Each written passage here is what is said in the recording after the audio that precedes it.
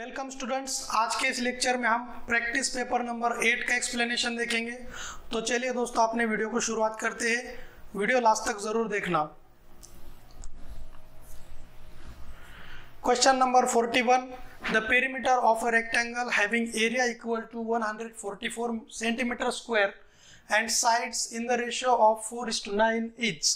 क्या पूछा है? पेरीमीटर रेक्टेंगल का पूछा है। वहां पर हमारे पास एरिया दिया है और लेंथ और ब्रेथ का क्या दिया है? Ratio. Okay, so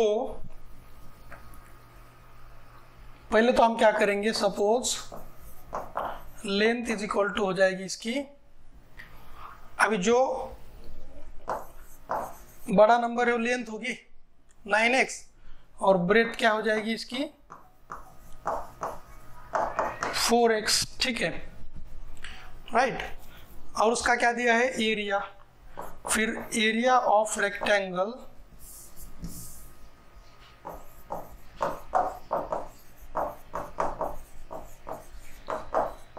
length into breath होता है। 144 एरिया दिया है, लेंथ है अपनी 9x 4x, so 144 is equal to 9 4 जा 36 और ये x स्क्वायर बन जाएगा। ठीक है, 144 divided by 36 is equal to x square. Division करो, 12 से डिवाइड होता है नंबर, 12 3 जा 36, 12 1 जा 12, 2 रिमेन, 12 2 जा 24, 3 1 जा 3, 3 4 जा 12। So x square is equal to आ जाएगा 4, सो एक्स विल बी 2। एक्स का कीमत आ जाएगा 2। अब यहाँ पर क्या पूछा है हमको? पेरीमीटर पूछा है। तो पहले हम क्या कर लेंगे, यहाँ पर से लेंथ फाइंड आउट कर लेंगे। 9 इंटू 2 दैट इज 18 और ब्रेथ है अपनी 4x, 4 इंटू 2 8 सेंटीमीटर। अब एरिया क्या होगा, ये सॉरी पेरीमीटर क्या होगा? पेरीमीटर का फॉर्मूला है 2 in bracket length plus breath, so 2 in bracket 18 plus 18 plus 8। Okay, 2 in bracket 26 multiply कर दो तो ये आ जाएगा 52 सेंटीमीटर। 52 सेंटीमीटर। ओके, 52 सेंटीमीटर आ गया है इसका perimeter. Observe the given figure and find value of x। यहाँ पर एक अपनी फिगर दी है जिसमें हमको दिखाए गए हैं लीनियर पेयर एंगल। क्या है? कौन सा एंगल है? लीनियर पेयर एंगल है ना। सो यहाँ पर हमको याद रखना होगा sum of linear pair angles is 180 degree होता है। ठीक है, सो इसलिए लिखेंगे हम 3x plus 15 plus x plus 5 is equal to 180 degree. ठीक है, so 3x plus 15 plus x plus 5 180। So इसको ऐड कर दो, 3x plus x is 4x, 15 और 5 को ऐड कर दो 20, 180। सो 4x इज इक्वल टू 180, ये प्लस है तो माइनस हो जाएगा, 4x इज इक्वल टू 160। तो x is equal to 160 upon 4, this will be equal to 40। x की वैल्यू आ गई अपनी 40, x is equal to 40। Option C correct. चलिए next question 43 question, the following pie chart represent the total expenditure of 5,40,000 on different items in constructing a home. Answer the following question. Okay, question answer करने हमें following question क्या पूछा है? Find expenditure in rupees on BRICS, है ना। BRICS पे कितना खर्चा हुआ है, तो यहाँ पर चलिए ब्रिक्स, लेकिन इसका एंगल यहाँ पर हमें नहीं दिखाया गया है ना। We don't have this angle, so we have to find out first what is the measure of that angle. So क्या करेंगे, सबकी एडिशन करनी होगी हमें, क्योंकि टोटल सर्कल का जो मेजर होता है वो होता है 360। तो सबको पहले ऐड करो, 90 डिग्री, 75 डिग्री, और सपोज इस एंगल का मेजर हम मान लेते हैं x डिग्री है। ठीक है, सो सबका एडिशन आना चाहिए 360, है ना। मेजर ऑफ सर्कल क्या होता है? टोटल 360 होता है। चलिए ऐड कर दो सबको, तो यहाँ पर कर देंगे ऐड हम। चलिए यहाँ पर ऐड कर देते हैं। चलिए तो सबको ऐड कर देंगे। 100 प्लस 90 प्लस 75 प्लस 45। आप देखिए 5 plus 5 10, 0 1 carry, 9 plus 1 is 10 plus 7 17 plus 4 21, तो 1 और 2 कैरी, 2 प्लस 1 इज 3, 310। सबके एडिशन आ गई 310 और plus x is equal to 360। तो x की वैल्यू आ जाएगी 360 माइनस 310, सो 50 आ जाएगी 50। x is equal to 50 degree. अब क्या करना है हमको, spending on bricks, right. Angle हमारे पास मिल गया है 50 डिग्री का, तो उसको हम कैलकुलेट कर सकते हैं। फिर 50 degree upon 360 multiplied by total expenditure, that is 5,40,000। Okay, so 0 0 get cancel, 18 3 जा 54, 1 2 3 0, 18 2 जा 36, 2 से डिवाइड कर दो फिर से, यह आ जाएगा 1500। और फाइनल आंसर देखिए क्या होगा, 50 मल्टीप्लाइड बाय 1500। सो इसका आंसर आ जाएगा 15 5 जा 75, 1 2 3 0, सो 75,000 आ जाएगा इसका आंसर। ओके, यहाँ पर इसका आंसर आ गया 75,000। Next question, question number 44।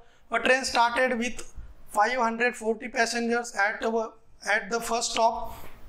1/9 of them got down and 24 got up. On its second stop, 1/8 of the passenger then existing got down and 9 got up.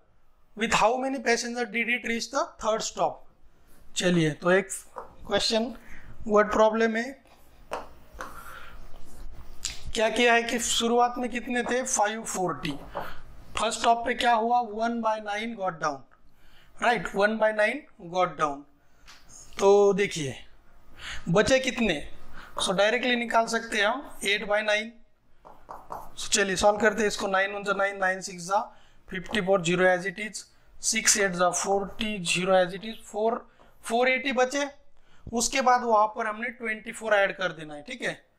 So 480 plus 24 it will be 504 passenger, इतने फिर से हो गए बस में। उसके बाद क्या हुआ, सेकंड स्टॉप पे 1/8 of the passenger existing got down, फिर 504 के 1/8 गॉट डाउन हुए, मतलब उतर गए, तो बचे कितने, फिर से 7 8। तो इसको सॉल्व करेंगे, 8 1 जा 8, 8 6 जा 48, 2 रिमेन, 8 3 जा 24, 63 into 7 that is 7 3 जा 21, 2 कैरी, 7 6 जा 42 प्लस 2 इज 44। तो इतने वहां पर रुके। फिर उसके बाद क्या हुआ, वहां पर भी 9 क्या हुए, फिर से एक बार उसमें चढ़ गए। तो 441 प्लस 9 दैट इज 450 पैसेंजर वहां पर बस में थे और उतने ही पैसेंजर थर्ड स्टॉप पे पहुंच गए। 450, ए ऑप्शन करेक्ट। समझ। Next question 45। Round up the number 7,25,670 up to the 1000 तक इसको राउंड अप करना है। तो राउंड अप कहाँ तक करना है, 1000 तक। 7,25,670 ये नंबर है। 1000 तक अगर राउंड ऑफ करना है मतलब इस 5 तक करना है, ठीक है। ये जो 5 है 1000 प्लेस पे है, ओके, यहाँ तक करना है। तो 7 2 और यहाँ पर राउंड ऑफ करना है, तो यहाँ तक आगे देख लीजिए। यहाँ पर क्या है, 6 है, मतलब 5 और 5 से अगर ग्रेटर है तो पीछे वाला नंबर क्या हो जाएगा, 1 से बढ़ जाएगा, ठीक है। क्या लॉजिक है, अगर 5 और 5 प्लस है, 5 या 5 से क्या है बड़ा नंबर है, तो प्रीवियस नंबर क्या होता है, प्रीवियस नंबर क्या होगा आपका, इंक्रीज हो जाएगा, ठीक है। कितने से इंक्रीज करना है, बस 1 से, इंक्रीजिंग बाय 1, ठीक है, +1। तो ये 5 था तो क्या हो गया 6, या ऐसा भी लिख सकते हो आप 5670 के नजदीक में 1000 कौन सा नजदीक है? एक तो 5000 आता है उसके नजदीक, दूसरा आता है 6000, तो इसके सबसे नजदीक कौन है? 600 है, मतलब ये नजदीक है। ठीक है, सो ये आपका हो जाएगा आंसर 7,26,000। चलिए ऑप्शन ए करेक्ट हो जाएगा। Next 46 question, what is the next row of numbers in the following system? ये दिए गए सिस्टम में कौन सा नंबर क्या होगा? नेक्स्ट कौन से नंबर आएंगे? अभी थोड़ा ऑब्जर्वेशन कर लीजिए। 23, 46 और ये क्या है? 92। ठीक है, चलिए और इधर इसके तरफ अगर देखेंगे तो 23 से 31 बन गया। डिफरेंस कितना है यहाँ पर? 8 का डिफरेंस है, +8। उसके बाद फिर से 39 बन गया, +8, और अगर 8 ऐड कर दिया तो क्या आना चाहिए फिर यहाँ पर? 47 का अपर है, एक ही ऑप्शन है, खत्म। ठीक है, 47 का अपर है, एक ही ऑप्शन है, तो कोई ज्यादा दिमाग लगाने की जरूरत नहीं। Question number 47, the perimeter of rectangle and a square is same, length and breadth of rectangle are 10 cm and 8 cm respectively. What is the area of square? क्या दिया है कि ये रेक्टेंगल और स्क्वायर का जो पेरीमीटर है सेम है, पेरीमीटर दोनों का सेम है, तो यहाँ पर लिखेंगे हम perimeter of rectangle is equal to perimeter of square, equal बताया है इसलिए लिख देंगे। ठीक है, अब देखिए पेरीमीटर ऑफ रेक्टेंगल होता है 2 in bracket length plus breath होता है, और इसका होता है 4 इंटू साइड। ठीक है, फिर अब 2 लेंथ कितना है? 10, ब्रेथ है 8, 4 इंटू साइड। ठीक है, सो ये हो जाएगा, देखिए 2 into 18 is equal to 4 into side. ठीक है,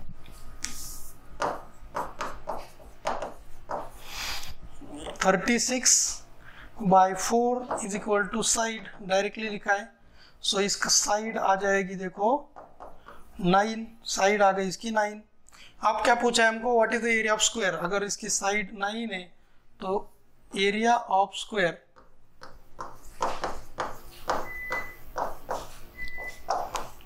साइड इंटू साइड होता है, 9 इंटू 9 दैट इज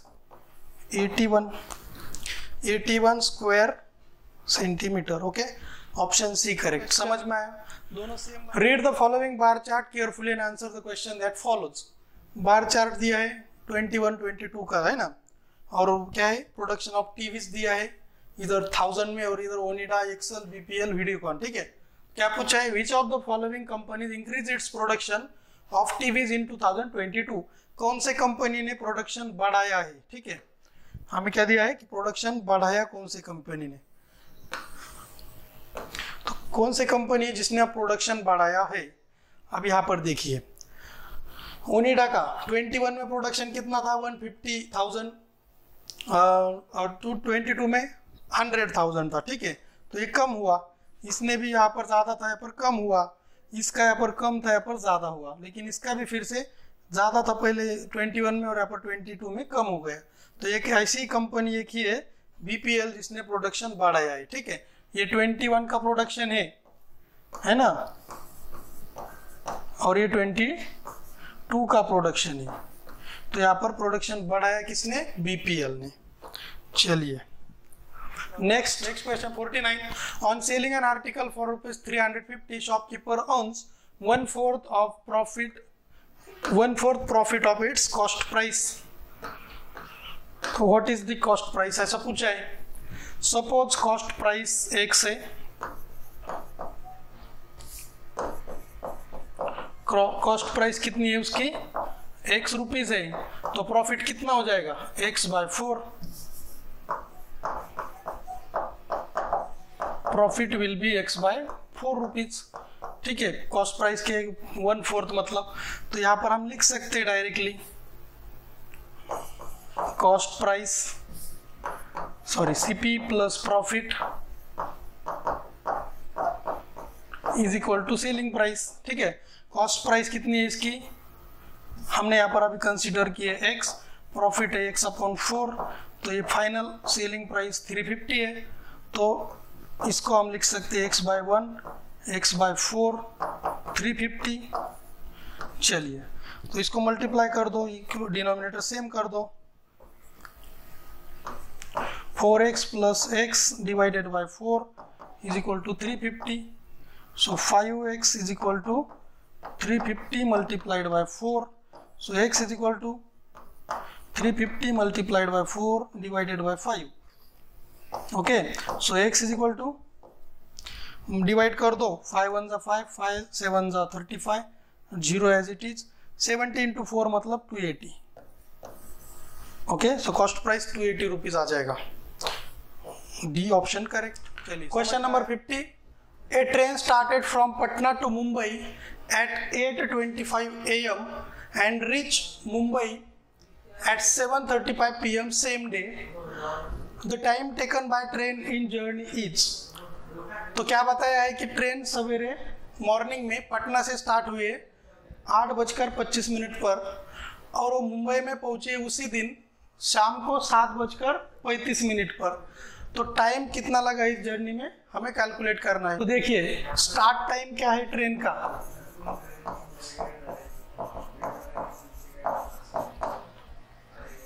8:25 AM मतलब ये मॉर्निंग का टाइम है, ठीक है। और उसने रीच टाइम क्या है, कब पहुंची है ट्रेन, 7:35 PM मतलब ये कब है, इवनिंग का टाइम है, ठीक है। और ये क्या था, morning. Okay, so evening and morning. अब यहाँ पर अगर टाइम निकालना है, जर्नी टाइम, तो क्या करेंगे हम, पहले तो इस जो इवनिंग का जो टाइम है इसको कन्वर्ट कर लेंगे 24 आवर्स वॉच में। चलिए सबसे पहले क्या करेंगे, इस इवनिंग का जो टाइम है 7:35 PM का, इसको कन्वर्ट करेंगे 24 आवर्स वॉच में। तो 7:35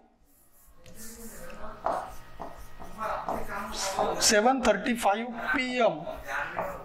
तो देखिए क्या होता है, 7 का जो होता है ना इधर बन जाएगा ये 19, आगे 35 जो है वैसा ही रहेगा, ठीक है।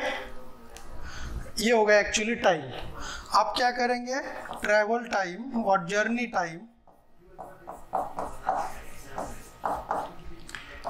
सो reach time minus start time, दोनों को क्या करेंगे, सब्ट्रैक्शन करेंगे।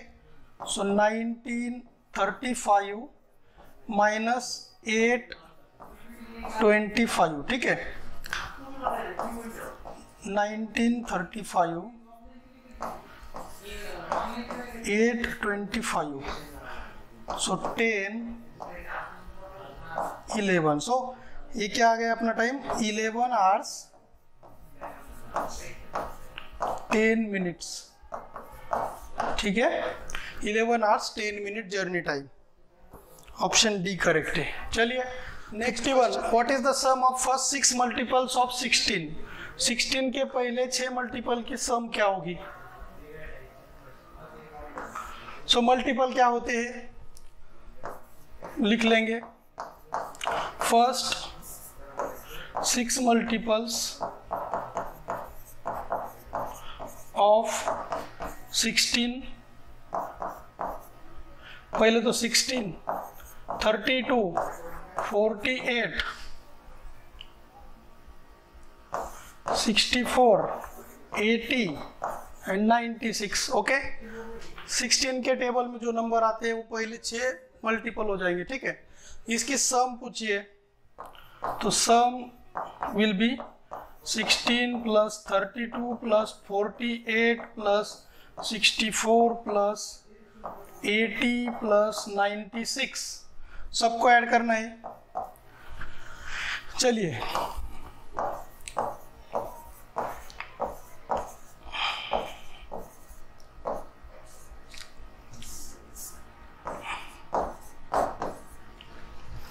ओके, सबकी सम करेंगे। 6 plus 0 6, 6 plus 4 10, 10 plus 8 18, 18 plus 2 20, 20 plus 6 26, 2 carry, 2 plus 9 11, 11 plus 8 19, 19 plus 6 25, 25 plus 4 29, 29 plus 3 32, and this one is 33. So 336. Okay, option A correct. चलिए next question, question number 52. Complementary angle of an angle is 37 degree. Okay, so question number 52. Complementary angle of an angle is 37 degree.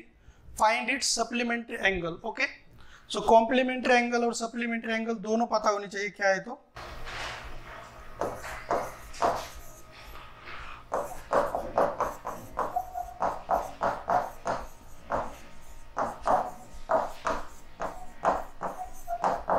Some of complementary angles क्या होती है 90. Okay, और सम of supplementary angle क्या होती है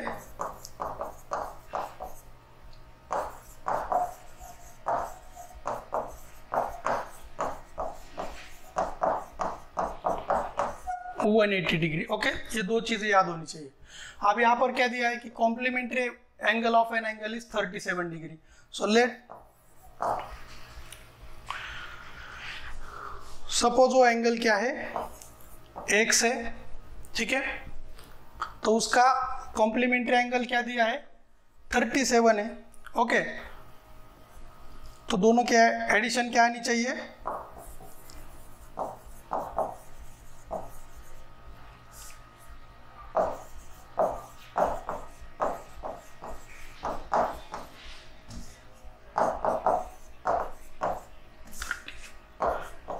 okay, सो दोनों की addition आनी चाहिए 90.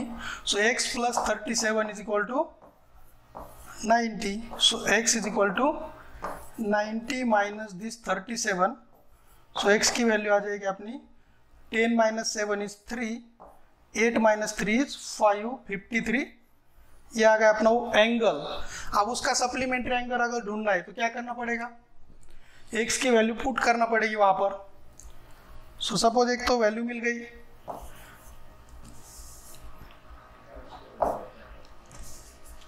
so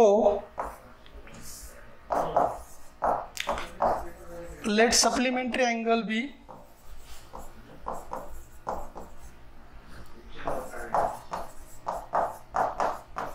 y degree. ठीक है, तो आप देखिए क्या होगा 53 डिग्री, ये जो x आया था plus y degree is equal to आना चाहिए 180 डिग्री. अब यहाँ पर y की वैल्यू क्या होगी 180 माइनस 53. सो इसको सॉल्व करेंगे. 10 माइनस 3 इज 7, यहाँ पर 7 बचा है, 7 minus 5 is 2 and this 1 as it is. So 127 degree, यहाँ पर आंसर आ जाएगा अपना बी. ओके, ये दो चीजें बहुत इंपॉर्टेंट है. Sum of complementary angle is 90 degree and sum of supplementary angle is 180 degree. तो यहाँ पर हमने इसको ऐसा सॉल्व किया है. 53, question number 53. The length of rectangle is 1 centimetre more than it's breath and its perimeter is 14 centimeter. The area of the rectangle is, यहाँ पर क्या दिया है कि लेंथ जो है उसके ब्रेथ से 1 सेंटीमीटर ज्यादा है, मोर है, एक्स्ट्रा है ना, ग्रेटर है. तो यहाँ पर उसकी पेरीमीटर भी दी है 14. आप देखिए late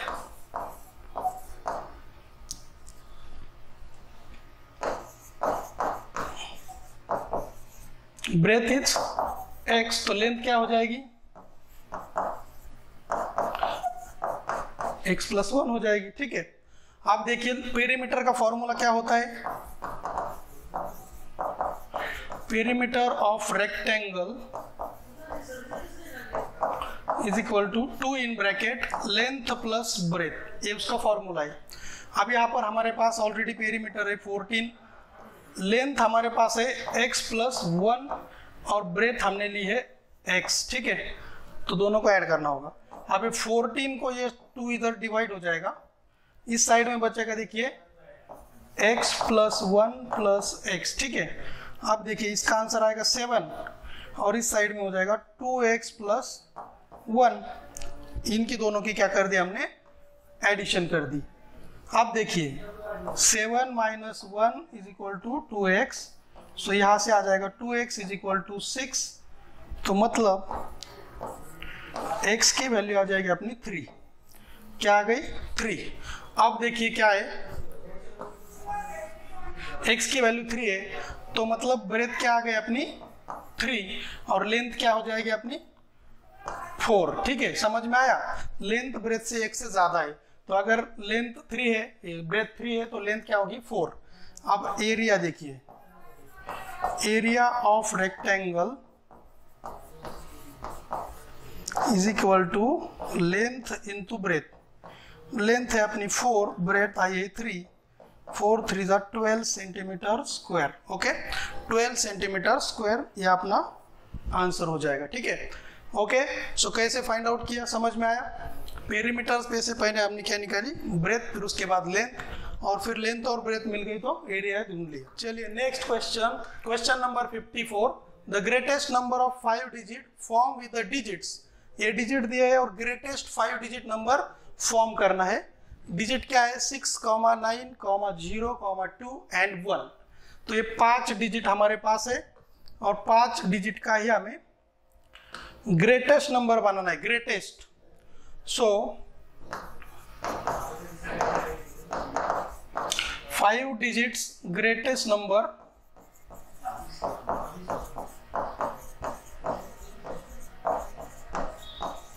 form using 6, 9, 0, 2 and 1 will be। देखिए क्या करना होगा, सबसे ग्रेटेस्ट जो नंबर है उसको पहले ले लो, फिर 6 आ जाएगा, फिर 2 आ जाएगा, फिर 1 और लास्ट में आ जाएगा अपना 0। ठीक है, ग्रेटेस्ट नंबर फॉर्म करते टाइम शुरुआत में सबसे बड़ा नंबर लेना है। ठीक है, स्मॉलेस्ट के टाइम में सबसे छोटा जो होता है वो, लेकिन यहाँ पर 5 डिजिट बोला तो 0 नहीं आएगा। ठीक है, तो ये ग्रेटेस्ट नंबर है 96,210। Okay, so option C correct है। Question number 55।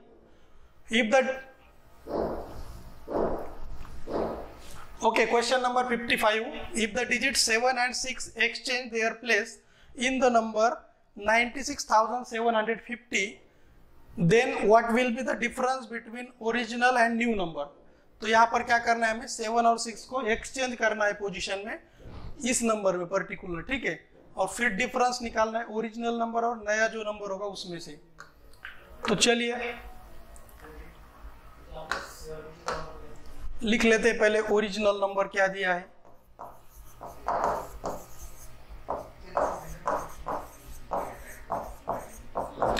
$96,750 अपना ओरिजिनल नंबर है। अब एक्सचेंज किसको करना है, 7 और 6 को आपस में एक्सचेंज करना है। मतलब क्या होगा, जो 6 है इस साइड में आ जाएगा और 7 जो है वो यहाँ पर चला जाएगा। ठीक है, दोनों को एक्सचेंज करना है। ओके, सो नया नंबर क्या बनेगा, न्यू नंबर 9 तो एज इट इज रहेगा, लेकिन 6 की जगह पे 7, 7 की जगह पे 6, 5 और 0। ठीक है, ये बन गया अपना नया नंबर। अब दोनों को कंपेयर करो, ये है 96,750, ये है 97,650। तो बड़ा नंबर कौन सा है, न्यू नंबर है। तो डिफरेंस अगर करना है तो ग्रेटर नंबर में से स्मॉलर नंबर को माइनस करना पड़ेगा। Okay, so difference will be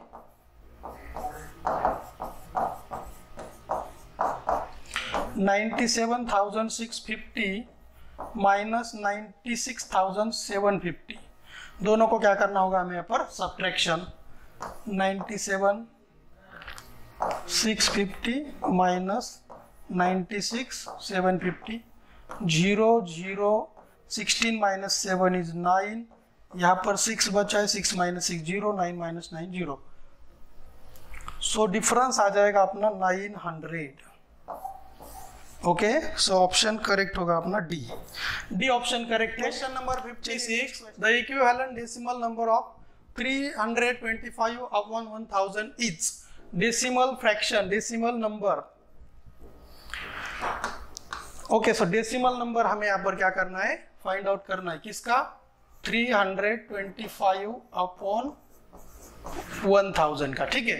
so simple है, डायरेक्टली कर सकते हो। यहाँ पर किसी भी नंबर को अगर 1000 से डिवाइड करोगे तो जितने उसके नीचे जीरो है, देखिए 1 2 3, तो 3 डिजिट जो है डेसिमल पॉइंट का क्या करेगा, लेफ्ट को चला जाएगा, ठीक है।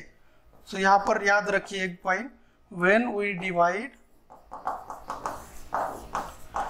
एनी नंबर बाय 1000,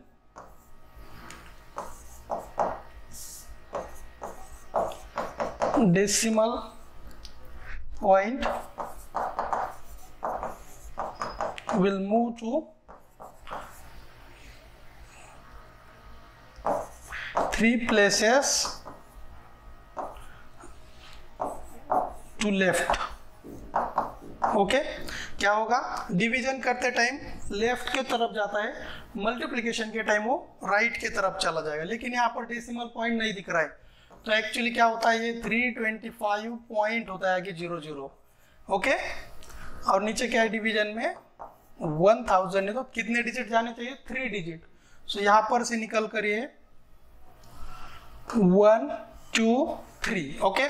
सो कहाँ पर आना चाहिए, पहला 0 आ जाएगा, फिर आएगा 3 2 5, ओके। सो इसका आंसर आ जाएगा अपना 0.325, ऑप्शन ए करेक्ट। चलिए, समझ में आया।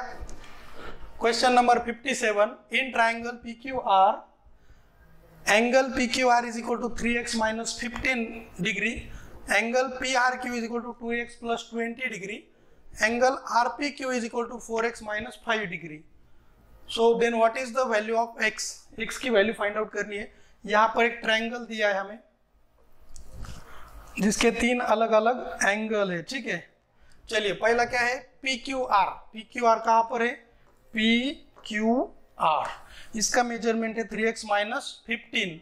उसके बाद PRQ है, PRQ, देखिए PR और Q, इसका मेजरमेंट है 2x प्लस 20, और फिर लास्ट में RPQ है, तो RPQ यहाँ पर है 4x माइनस 5। क्या बोला है कि वैल्यू ऑफ x। आप देखिए एक चीज ध्यान में रखिए, sum of all the 3 angles of triangle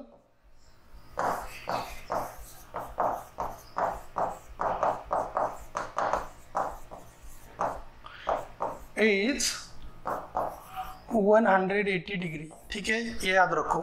सम क्या होती है, 180 डिग्री।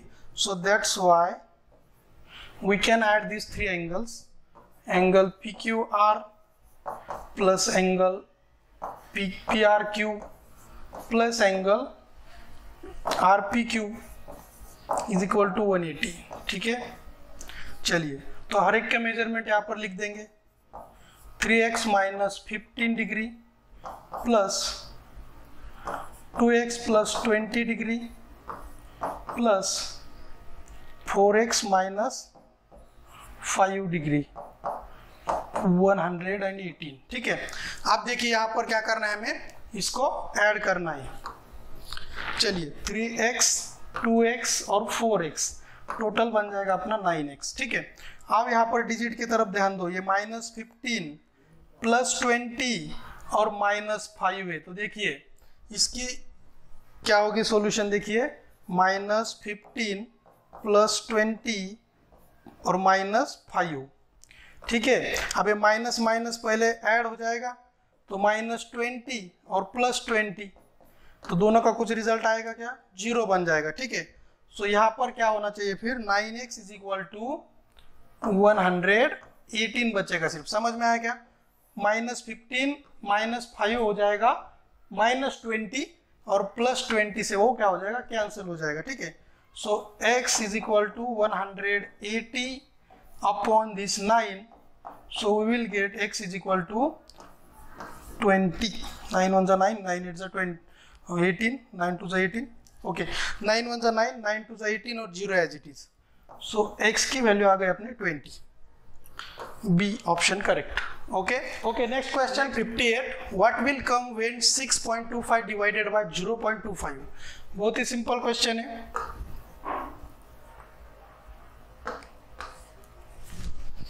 चलिए डिवीजन करना है 6.25 डिवाइडेड बाय 0.25। आप भी ध्यान दीजिए डेसिमल के बाद कितने डिजिट है यहाँ पर ऊपर, डेसिमल के बाद 1 and 2, ओके, यहाँ पर भी 1 and 2, तो सेम है। तो डायरेक्टली क्या कर सकते हैं हम, यहाँ पर डेसिमल को हटा देंगे, 625 बचेगा और नीचे बचेगा 25। सो आंसर आ जाएगा इसका 25, ठीक है, ऑप्शन डी करेक्ट। चलिए next 59, observe the given polygon carefully and find the value of x. Okay, चलिए 59 क्वेश्चन क्या है, observe the given polygon carefully and find the value of x if the perimeter of polygon is 72 centimetre. Polygon मतलब क्या होती है, जिसको बहुत सारी साइड होती है, ठीक है। पॉलीगॉन मतलब क्या है ना, पॉलीगॉन का मतलब क्या होता है, मोर देन 4 साइड और मोर देन 4 एंगल जो फिगर होती है, मोर देन 4 एंगल्स, ठीक है, एंड साइड्स, ऐसी जो फिगर होती है उसको बोलते हैं पॉलीगॉन, है ना। फिर 5, 6, 7 जो होगा वो, ठीक है। तो यहाँ पर क्या दिया है कि सबकी वैल्यू हमें यहाँ पर दी है और फाइनल उसका पेरीमीटर 72 है और पूछा है कि x की वैल्यू क्या है। तो चलिए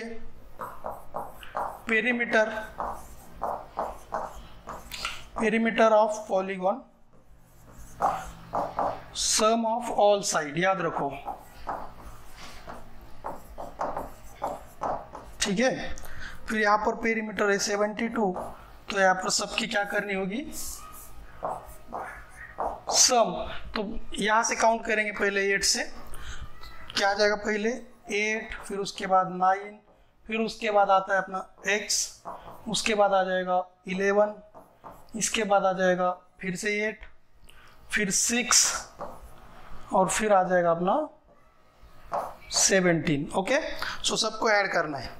सो 72 इज इक्वल टू, सबको ऐड करो, चलिए ऐड कर देते हैं 1 by 1। 8 plus 9 is 17, 17 plus 11 is 28, 28 plus 8 is 36, 36 plus 6 is 42, 42 plus 17 is 59 आ जाएगा, ठीक है। क्या आ गया सबका सम 59, लेकिन यहाँ पर पेरीमीटर क्या है 72, सो 59 प्लस x, ठीक है, इसको वैसा ही रहने देना पड़ेगा, ठीक है।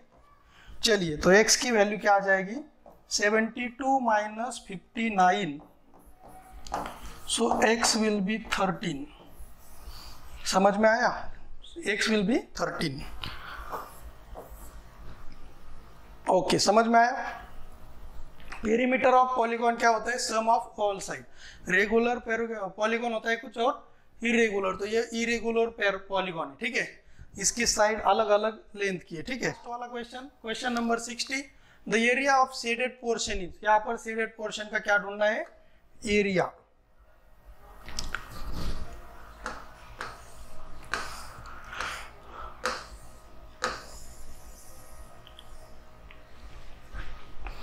ओके, सो यहाँ पर थोड़ी सी हम नजर डालेंगे इस फिगर पे, क्या है, ये है 5 सेंटीमीटर, ये भी 5 सेंटीमीटर, तो बेसिकली एक स्क्वायर है, लेकिन यहाँ पर क्या है, एक पार्ट उसका मिसिंग है ना। तो इसको अगर हमने ऐसा कंप्लीट कर लिया, राइट, इसको हमने ऐसा अगर कंप्लीट कर लिया तो क्या बन जाता है, वो स्क्वायर बन जाता है, ठीक है। So area of square,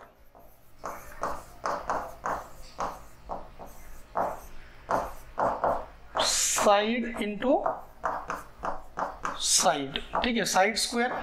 so side कितनी है, 5 है, 5 इंटू 5 बन जाएगा 25 सेंटीमीटर स्क्वायर, इसको 1 नंबर दे दीजिए। अब देखिए, लेकिन यहाँ पर हमने कंप्लीट किया है, वो था क्या, नहीं था पहले, तो ये पार्ट इतना मिसिंग था, लेकिन हमने उसको जबरदस्ती कंप्लीट कर दिया, तो कुछ माइनस करना पड़ेगा फिर इस एरिया में से। तो माइनस क्या करेंगे, आप देखो, इसकी भी लेंथ 2 सेंटीमीटर है और इसकी ब्रेथ भी क्या है, 2 सेंटीमीटर है, तो छोटा भी जो है ना, ये भी स्क्वायर बन गया, ठीक है, ये भी क्या है, एक स्क्वायर है, ये भी क्या था, एक स्क्वायर है, ठीक है। तो दोनों भी क्या है, स्क्वायर है। तो इसको हम नंबर दे सकते हैं स्क्वायर 1 कंप्लीट, और वो छोटा वाला दूसरा उसको स्क्वायर 2 समझो, ठीक है। अब देखिए एरिया ऑफ स्मॉल स्क्वायर छोटा है वो, उसकी भी क्या फॉर्मूला है, साइड इंटू साइड। अब उसकी साइड 2 है तो 2 इंटू 2 मतलब 4 हो जाएगा, 4 सेंटीमीटर स्क्वायर। लेकिन अगर हमें बस इतने ही पार्ट का क्या ढूंढना था, एरिया इतने ही पार्ट का, ठीक है, तो हमें क्या करना होगा, फिर छोटे वाले स्क्वायर को माइनस करना होगा। तो क्या करेंगे हम, area of shaded part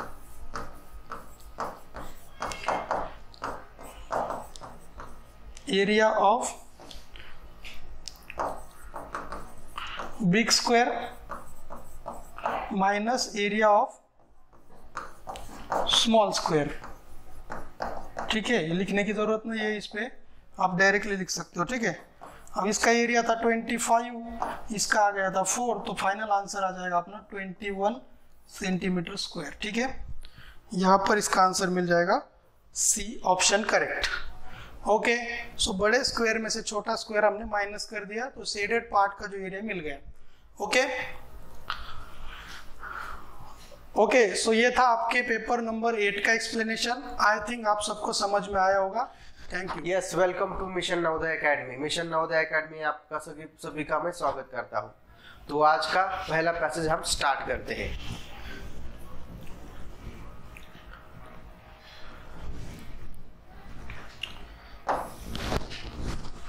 okay, how can you improve your reading speed यानी क्या, आपकी जो रफ्तार है वो रीडिंग में यानी क्या हमारे पढ़ने में कैसी बढ़ सकती है। By taking off the brakes, taking off यानी क्या, बंद करना, ब्रेक लेना। ओके, स्टॉप, ब्रेक यानी क्या, स्टॉप लेना यानी क्या, रुकना, बीच में रुकना, ये हमें क्या करना है, टेकिंग ऑफ करना है। ओके, बंद करना है। You would not think of driving a car with a brake on. Okay? तुम not think, तुम सोचते नहीं हो of driving a car, जब तुम कार चलाते हो तुम सोचते नहीं हो car with a brake on यानी क्या, ब्रेक लगाने, जो ब्रेक लगता है उस ब्रेक के बारे में तुम सोचते नहीं हो, क्योंकि तुम ब्रेक लगाते नहीं हो, ऐसा तुम सोचते नहीं हो। Okay, it as a reader, मगर तुम जब रीडर होते हो, यू प्रोबेबली यानी क्या, तुम संभवतः हैव सेवरल ब्रेक, तुम बहुत सारे ब्रेक लेते हो, स्टॉप लेते हो, स्लोइंग डाउन, और ये जो ब्रेक से आपको क्या करते हैं, स्लोइंग डाउन यानी क्या, आपकी जो रफ्तार है, आपकी जो स्पीड है उसको कम कर देते हैं। One every common break is regression, one very common, एक जो ब्रेक है वेरी कॉमन है। ओके, वो क्या है, तो रिग्रेशन यानी क्या, पीछे देखना, जो हुआ है उसके बारे में पढ़ना। ओके, तो पीछे जाना, ये भी होता है उसका अर्थ। Looking back every now, looking back पीछे देखना, एवरी नाउ अब तक जो हुआ है उसको पीछे देखना, and then at something already read, और जो ऑलरेडी ने क्या, जो हमने पढ़ चुके हैं उसके बारे में देखना। ये एक रिग्रेशन है, एक रुकावट है। It is like a stepping backwards every few metres, और ये किस तरह, it is like a stepping backwards यानी क्या, स्टेप लेने क्या, जाना। ओके, हमारा जो एक स्टेप है उसको लेना और पीछे लेना, इसका मतलब क्या है कि हम फ्यू मीटर्स की ओर जा रहे हैं और वापस आ रहे हैं। ये एक रिग्रेशन है। As you walk hardly the way to move ahead quickly, तुम हार्डली यानी कि तुम बहुत ही कठिनाई से जा रहे हो आगे, और क्या हो रहा है, तुम वापस आ रहे हो। ओके, उसी तरह ही रिग्रेशन होता है, जब हम जो पढ़ते हैं और जहां से हम पढ़े वहां से फिर से देखना, ये क्या है, एक रुकावट है। Regression may arise from a lack of confidence. ये जो रिग्रेशन है, ये जो रुकावट है, ये क्यों आता है? तो लैक ऑफ कॉन्फिडेंस, यानी क्या, हमारे में जो कॉन्फिडेंस होता है, ओके, हमारे में प्रबलता नहीं होती, इसी कारणवश वो होता है। वोकैबुलरी डिफिशिएंसी, और हमारे में वोकैबुलरी डिफिशिएंसी है, ओके, हमारे में जो वर्ड है उसके बारे में ज्ञान नहीं है, okay, actually missing a word और फ्रेज। और हम क्या करते हैं, जब हम रीड करते हैं तो क्या करते हैं, वर्ड को, शब्दों को मिस करते हैं, छोड़ देते हैं, और फ्रेज को, यानी कि वाक्यांश को, जो वाक्य है उसको भी छोड़ देते हैं। It makes long sentence seem even more complex as the eyes frequently regress.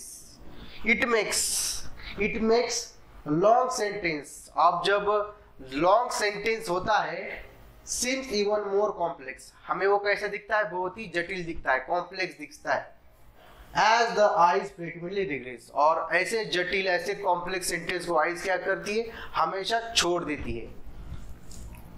I movement photographers of 12,000 readers in America, जो आई मूवमेंट है, जो हमारे आंखों की हालचाल है, फोटोग्राफर्स ऑफ 12,000 रीडर्स, जो 12,000 रीडर्स है, उनके जो फोटोग्राफ्स है आंखों के, इन अमेरिका, शो दैट, ये दिखाते हैं कि university student regress an average student, और यूनिवर्सिटी की जो स्टूडेंट है, ओके, वो साधारणतः एवरेज रिग्रेस, वो क्या करते हैं, रिग्रेस करते हैं, यानी क्या, वो रीड करते समय पीछे जाते हैं या देखते हैं।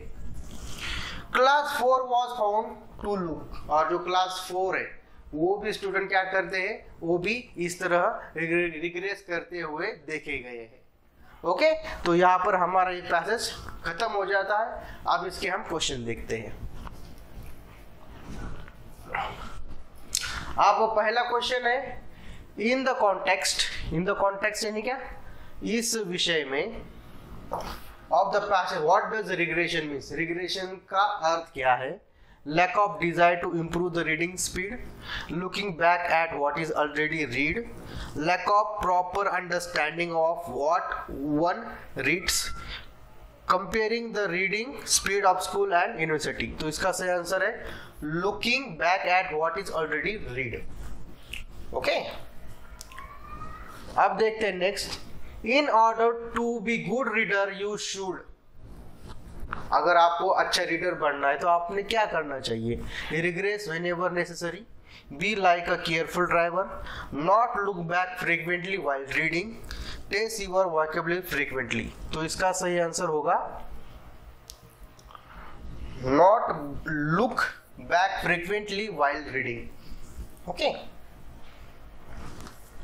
अब देखते हैं next question, according to the author reading with regression is like, regression किस तरह होती है, driving with poor quality brakes, stepping backwards while walking, using several breaks in order to slow down, making a sudden spurts in reading speed।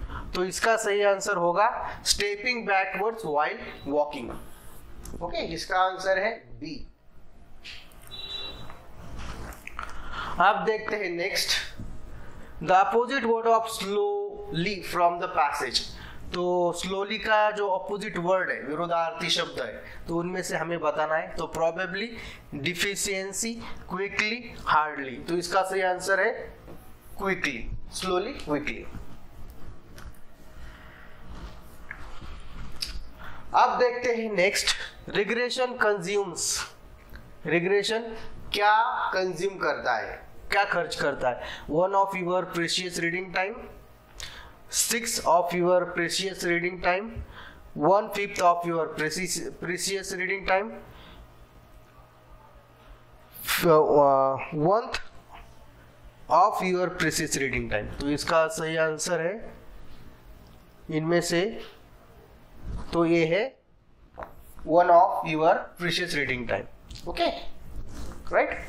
तो यहाँ पर हमारा ये passage और इसके क्वेश्चन एंड आंसर खत्म हो जाते हैं। Yes, welcome to back in our class, okay.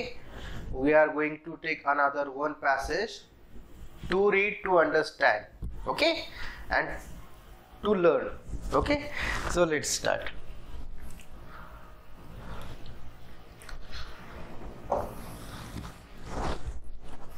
One great defect यानी क्या, दोष of our civilization, हमारी जो संस्कृति है उसमें एक दोष है, is that कि it does not what to do with the knowledge. It does not know, उनको पता नहीं है कि what do with the knowledge, हमारे ज्ञान का हमें क्या करना चाहिए, ये हमको पता नहीं है. ये डिफेक्ट है किसके बारे में, तो सिविलाइजेशन के बारे में ऐसा राइटर बोल रहा है.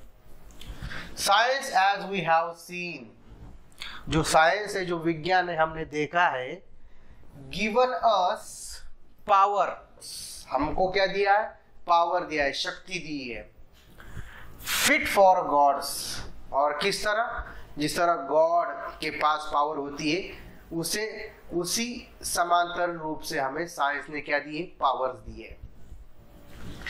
Yet we use them like a small children. Yet, मगर we use them like a small children, हम उनका उपयोग किस तरह कर रहे हैं, एक स्मॉल चिल्ड्रन, एक छोटे बच्चों की तरह कर रहे हैं. For example, we do not know how to manage our machine. Example के तौर पर, उदाहरण के तौर पर, we do not know, हमें पता नहीं है, how to manage our machine, हमारे जो मशीन्स है उनको कैसे हैंडल करना है, we don't know. Machine were made to be served man servant. Man यानी क्या, वो मानव के क्या है, सर्वेंट है. सर्वेंट यानी क्या, वो हमारे कामगार है, हमारे काम करने, हमारे लिए वो काम करते हैं. Okay. Yet he was grown so dependent on them, मगर he was grown so depend on them, और हमारा क्या हो रहा है, हम डिपेंड हो रहे हैं उन पर. ओके, हमारी जो डिपेंडेंसी है वो ग्रो हो रही है, बढ़ रही है. That they are in a fair way to become his master, और they are in a fair वे, और एक अच्छा मार्ग क्या होगा, time in become his master, हमें क्या करना है, उनका मास्टर बनना है. Okay.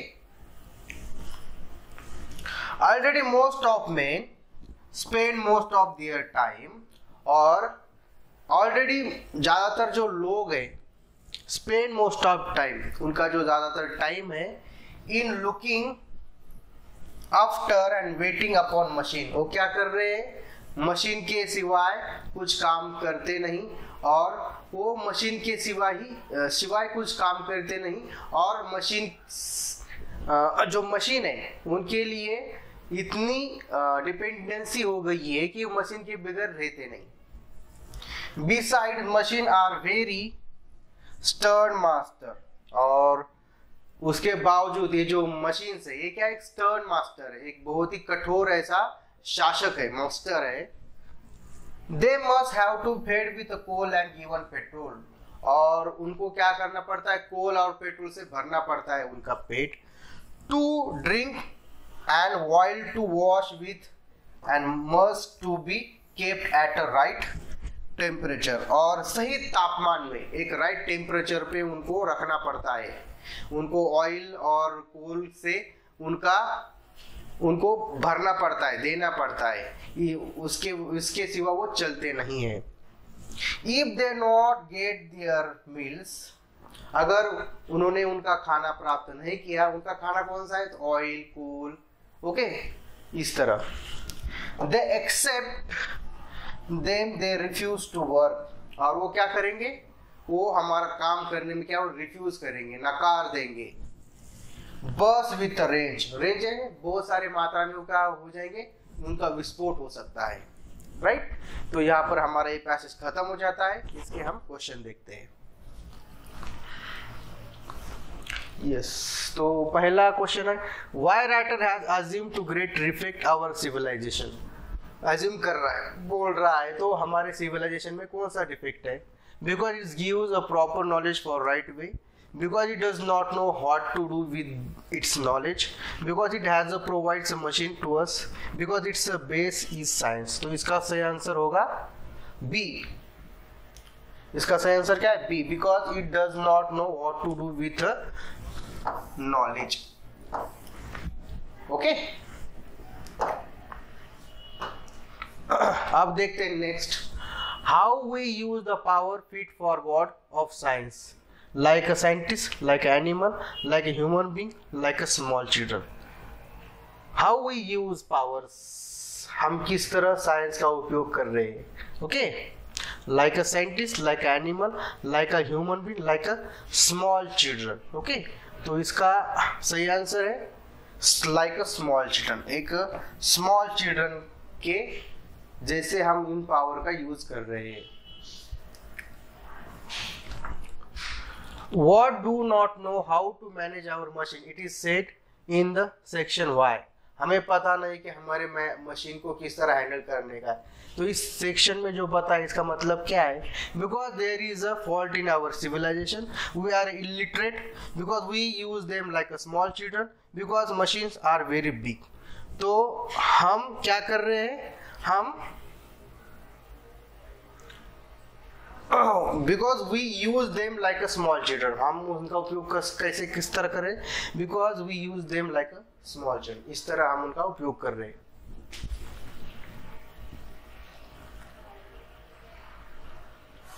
Yes, machines have become man's master in fair way because machines were made to be man's servant.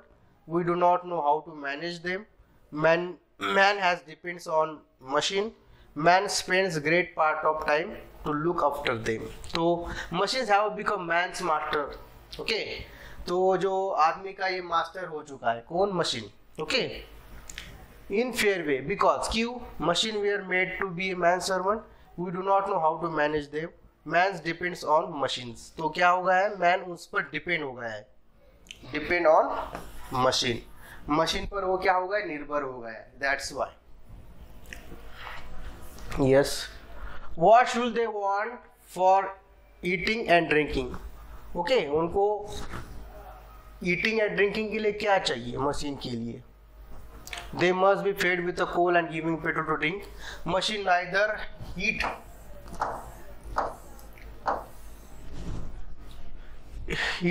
or not drink. They must be fed with food and water and to drink. They want to proper temperature to eat and drink.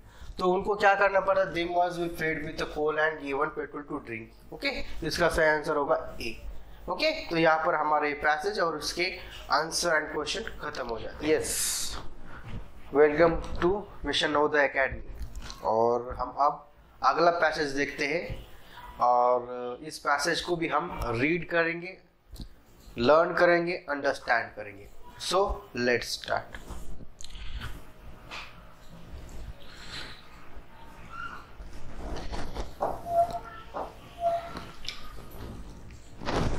Yes, तो Mahatma Gandhi once said, तो महात्मा गांधी ने एक बार कहा था that there is enough on this earth. क्या कहा था? कि there is enough on this earth, इस अर्थ पर, इस जमीन पर पर्याप्त मात्रा में है ऑफ ऑल मेन्स नीड, जो भी आदमी की जरूरत है उस जरूरत के हिसाब से इस पृथ्वी पर सब कुछ है, but not for one man's greed, लेकिन ये उसके लिए नहीं है जिसको लालच है।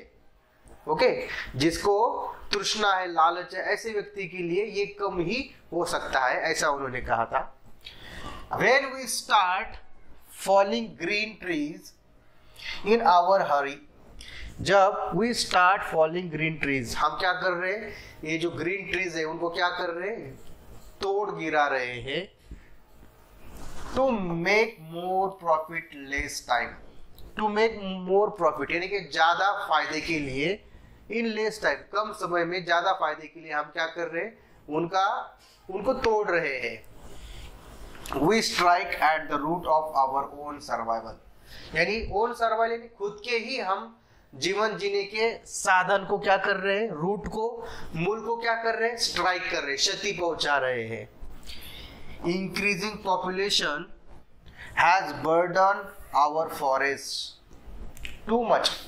ये जो इंक्रीजिंग पॉपुलेशन, ये बढ़ती हुई जो लोक संख्या है, हैज बर्डन आवर फॉरेस्ट, हमारे फॉरेस्ट पर, हमारे जंगलों पर क्या कर रही है, ज्यादा प्रेशराइज कर रही है, उनको ज्यादा निर्भर हो रही है, डिपेंडेंट हो रही है, और उन पर ज्यादा क्या हो रहा है, बर्डन आ रहा है। Okay, it too much to let them remains green and rich, और उनको क्या कर रहे हैं, उनको वो बाकी रहे, उनको वो बढ़ने नहीं दे रहे, उनको वो ग्रीन हो नहीं दे रहे। ओके, उनको हरे भरे नहीं होने दे रहे, वो उनको उनकी जो विकास है उनका होने ही नहीं दे रहे वो। Industrialisation and the mechanical means if cutting timber have to accelerate the rate of deforestation. ये जो उद्योग है, ये जो मैकेनिकल मीन्स है, ये जो यांत्रिक जो माध्यम है, cutting timber have to accelerate the rate of deforestation, ये जो माध्यम है ये क्या कर रहे हैं, to accelerate the rate of the deforestation. Accelerate यानी कि बढ़ाना, इनका प्रमाण में वो क्या हो रही है, बढ़ोतरी हो रही है उनके कटने में। किसके वजह से, तो इस उद्योग और इस यंत्र के वजह से, और उसका परिणाम क्या हुआ, डिफॉरेस्टेशन, यानी क्या, इन वनों का ये जो वन है वे विलुप्त हो रहे हैं, उनका विनाश हो रहा है। Forest are being clear to provide land for farming. अब ये जो फॉरेस्ट है उनको क्लियर कर रहे हैं, उनको वहां से काट दे रहे हैं, to provide land for farming, और वो जो लैंड है, वो जो जमीन है, वो फार्मिंग के लिए, और कंस्ट्रक्शन कॉलोनीज फॉर पीपल, और लोगों के कंस्ट्रक्शन कॉलोनीज, कंस्ट्रक्शन क्या, उनकी जो बस्तियां है, उन बस्तियों को मानने के लिए और लोगों के बस्ती के लिए इनको काट दिया जा रहा है। ओके, तो यहाँ पर ये पैसेज खत्म हो जाता है, इसके हम क्वेश्चन देखते हैं।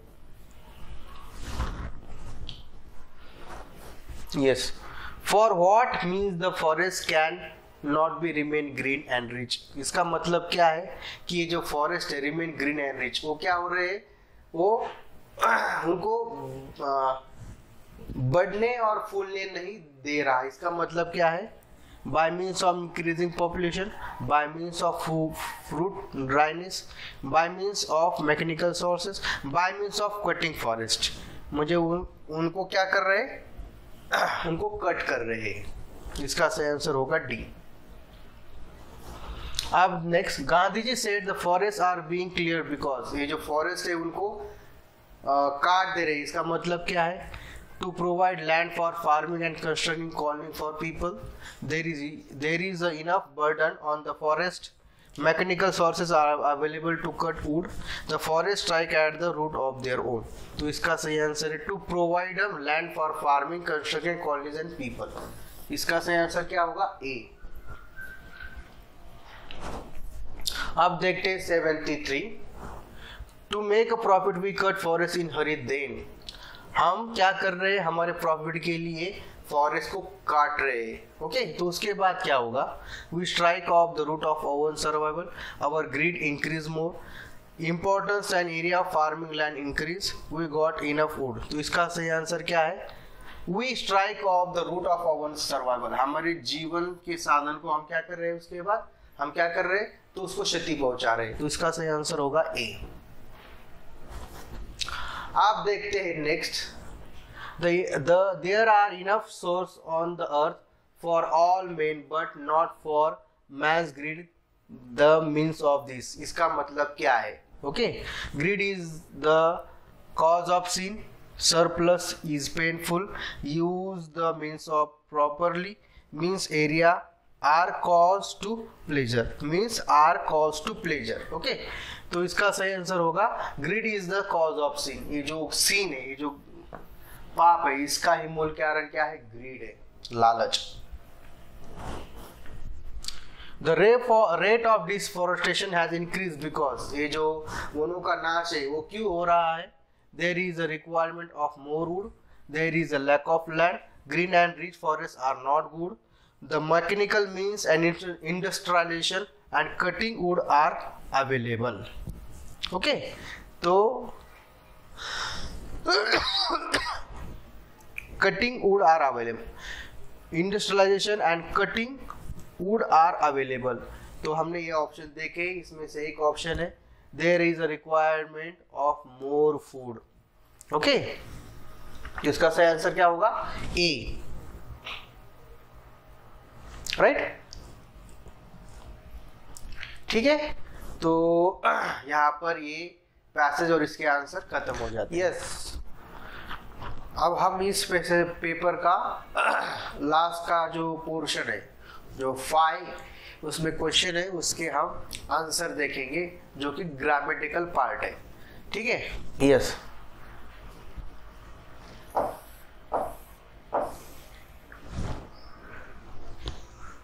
ओके, तो हमें बताया गया fill in the blanks with the suitable words selecting the right word from the given 4 words. तो हमें इस 4 शब्दों में से सही वर्ड को इस ब्लैंक में क्या करना है? चूज करना है. ओके, तो he dash area of few days ago, तो इसका सही आंसर होगा left. Okay, right? He left area of few days ago, right? तो इसका सही आंसर है बी.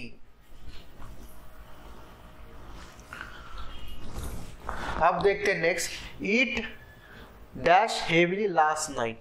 तो इसका सही आंसर हम देखते हैं rains, rain, would rain, had rain. तो इसका सही आंसर है rain. It rain heavily last night.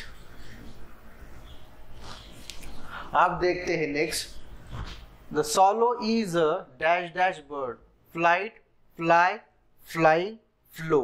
तो ये जो सॉलो जो नाम का बर्ड है, okay, is a flying bird. Okay, वो उड़ता हुआ पक्षी है. ओके, तो इसका सही आंसर होगा सी. अब देखते हैं next, each of the following questions consist of a sentence in which 4 words are given as A B C D. Okay, तो हमें यहाँ पे साधारणतः क्या करना है, तो हमें एक जो वर्ड है, ओके, तो एक जो वर्ड है जिसमें जो करेक्टली वहां पर नहीं है, ओके, तो उसका जो फॉर्म गलत होगा. ओके, तो उसको हमें चूज करना है और मैं आपको बताता हूं. तो Anoop goes to school daily, तो यहाँ पे गो के बदले गोज होना चाहिए. ओके, तो इसका जो एरर होगा वो होगा ए बी सी डी. तो इसका एरर क्या है? तो बी, गो. ओके, अब देखते हैं last question, teacher has a umbrella. तो इसका भी हमें एक वर्ड जो है जो एरर है उसमें. ओके, तो ये होगा ए होगा बी, ये सी और डी. तो यहाँ पे ये नहीं होना चाहिए, तो एन होना चाहिए. तो एरर क्या होगा? ए. ओके, तो इसका सही आंसर क्या है? ए, राइट?